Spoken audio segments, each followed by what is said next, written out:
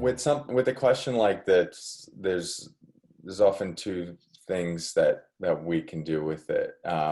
One, they're like hearing from someone like me or hearing from someone else, just like how we've gone through it, and even just like uh,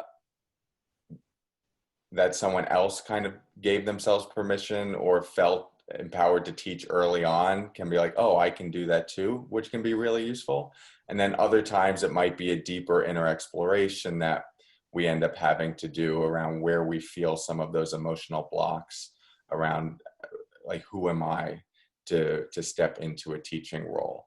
So there may be a combination of both here, but I'll give you some of how I thought about that early on. So for what it's worth, I started teaching probably well before I should have been teaching and before I was qualified to teach. I've always been a person that does that. Like I get interested in something and then I quickly just want to share it with everyone. And I just do. And then I ask for forgiveness rather than permission. And mindfulness was no different. You know, I thought I discovered something the first time I could watch my thoughts and not be caught in them. Nobody had ever told me about that. So I thought I like invented this, or, that little did I know that this has been going on for thousands of years. And I quickly wanted to share it.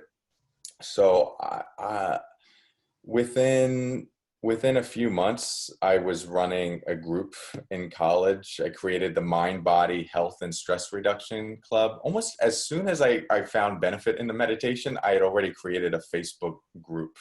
And then 3 months later, 10% of the college population was part of that group, and I was teaching meditations daily.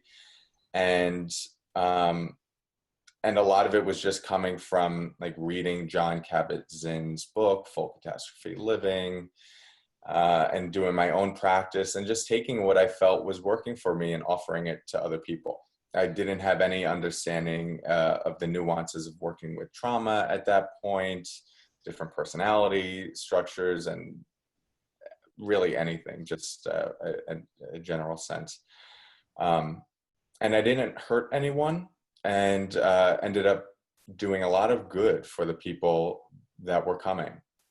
One thing I did appreciate about how I went about that at that time was that I didn't overstep my expertise. I was very comfortable sharing when I didn't know something, and bringing people into the collective exploration, which I think is absolutely essential when we're first starting out. And as we continue with teachers, the humility to be able to say, I don't know, is one of actually counterintuitively the greatest ways I think you can establish a credibility and trust as a mindfulness teacher.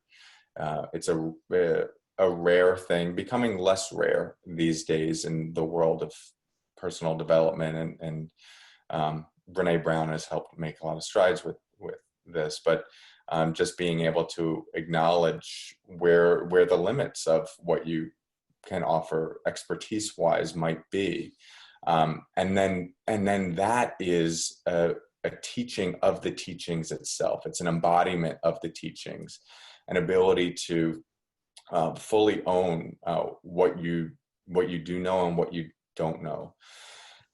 So you can teach with all of that, because the reality is, the deeper you go into this, the more you realize just how much you don't know. and the first month of teaching meditation, I thought I could take, Jon Kabat-Zinn's job. I got back from Burma and I was like, man, I can't teach until I go in a cave for another 10 years. So it's just, there's that one, I forget what the phrase is, but just that the deeper we go into something, the more ignorant we realize we are. And I think holding that at the beginning and all the way through is very helpful.